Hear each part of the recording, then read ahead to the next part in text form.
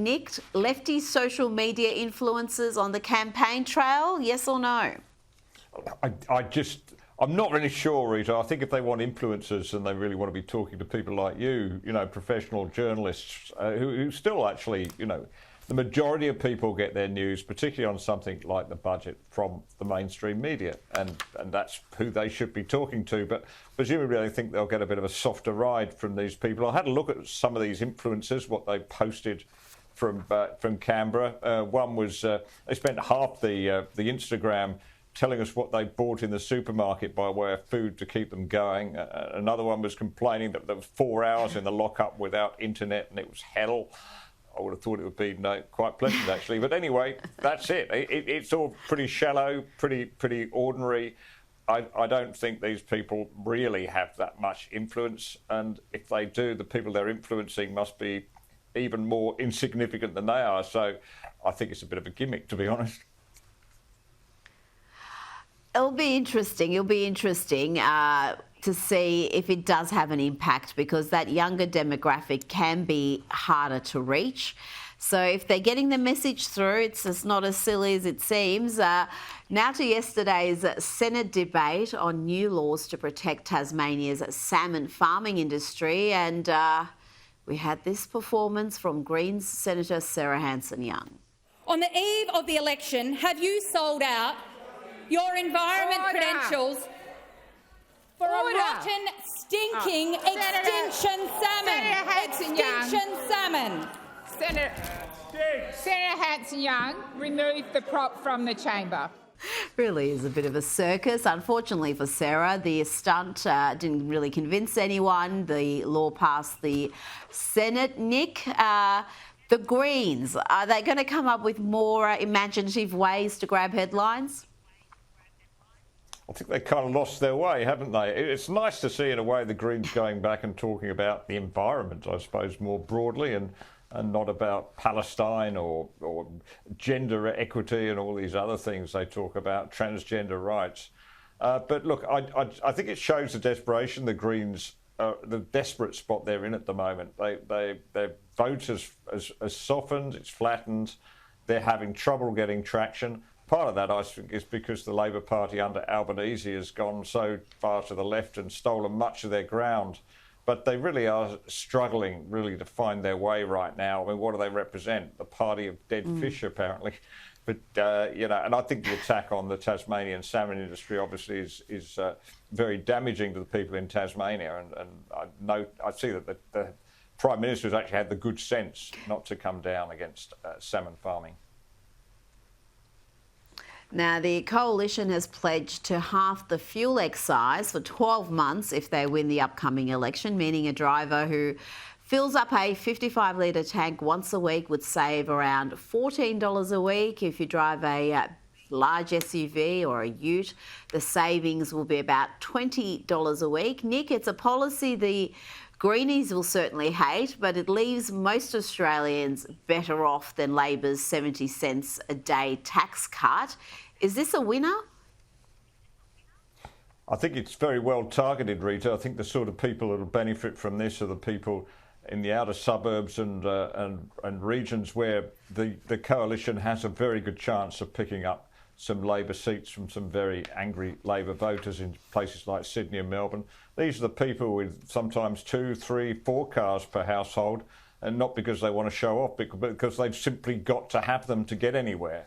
They're tradies, they're people having to take the kids to school, their mum's trying to get to work.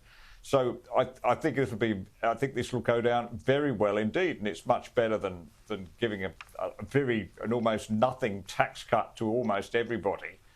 It's much better to target this at hard-working Australians who really need some relief at the petrol pumps. Let's turn our attention now to this rally that took place. Looks like it's at the University of Technology in Sydney. And according to this man, Jews in Australia should not feel comfortable. I agree with Rhonda when she says Jews in particular should feel uncomfortable, and it's our duty to make them uncomfortable. And that includes the fellow over there. And who is this Randa he agrees with? It appears to be Dr. Randa Abdel Fattah, a Macquarie University academic. infamous for her appearances at pro-Palestinian rallies. UTS was contacted for comment, and they said the university has zero tolerance for any form of racism or discrimination. An investigation into comments made at the rally is underway. Nick, what happened to these new laws we were going to have, which were meant to prevent this sort of thing, and this entire idea of making Jewish students feel uncomfortable? It is just so abhorrent, and the fact that it's been spoken about loudly and proudly, it just shows you just how far we have fallen and how deep this anti-Semitism is in the community. Exactly. They just don't seem to realise these are the very people, of course, that would be up in arms about any hint of discrimination against any other group in the country, whether it's Muslims or people from, Indigenous people, First Nations people, of course, we should call them, Rita, we should remember that. Any sort of discrimination, they would be up in arms again. But this is okay, apparently. And yet this is extraordinarily damaging to multicultural Australia. We got to a position, I thought, in Australia where we just, race didn't matter. Those things didn't matter. These people are making it matter again in a very, very ugly way. And most Australians, I think, would be deeply uncomfortable about the fact that this sort of thing is not only going on, but apparently is condoned.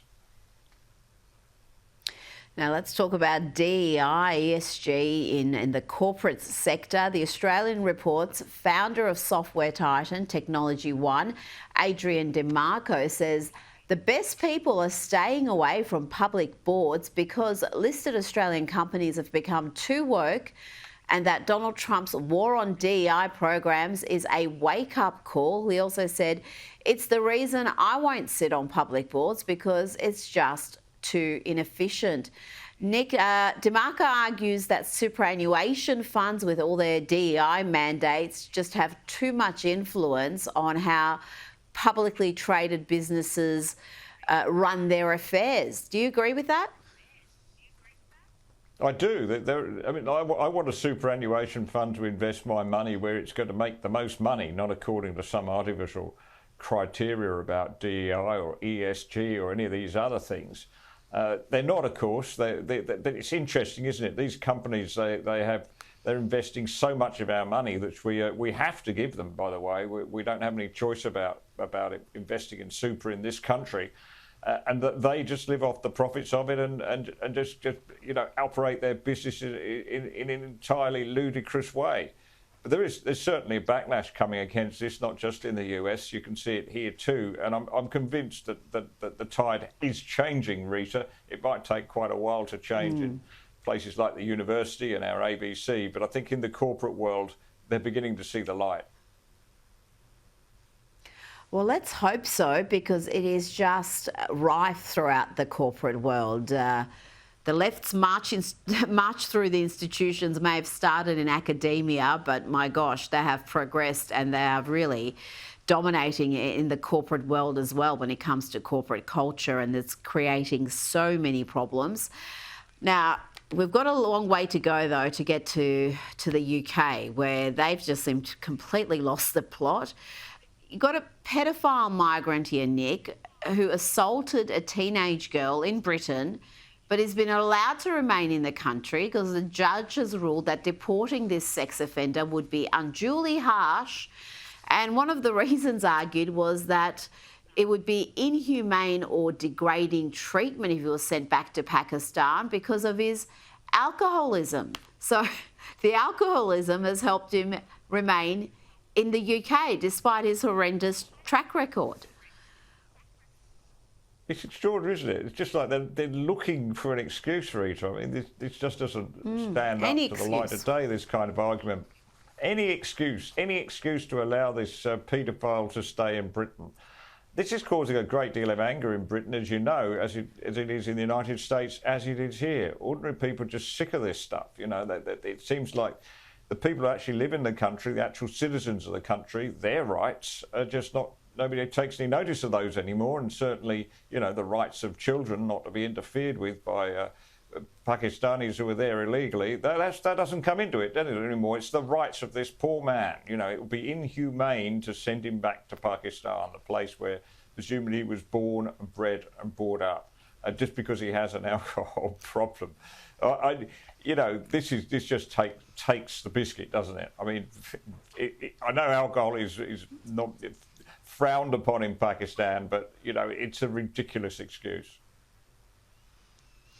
And another example of the UK completely losing the plot, Damon Joshua, who posted a comment about Hamas being disgusting terrorists. He posted this on a staff discussion board. That's what he said. He called Hamas disgusting terrorists.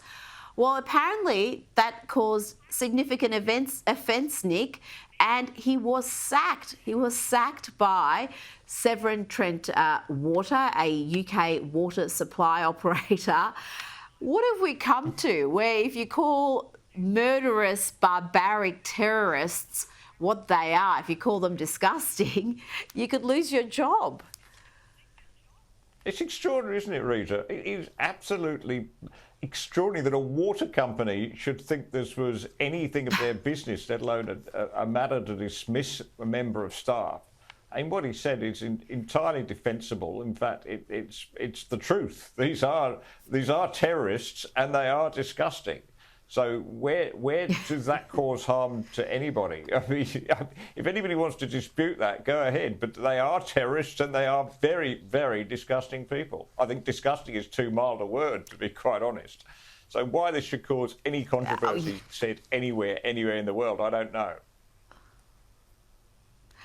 Nick Cater, thank you so much for your time tonight.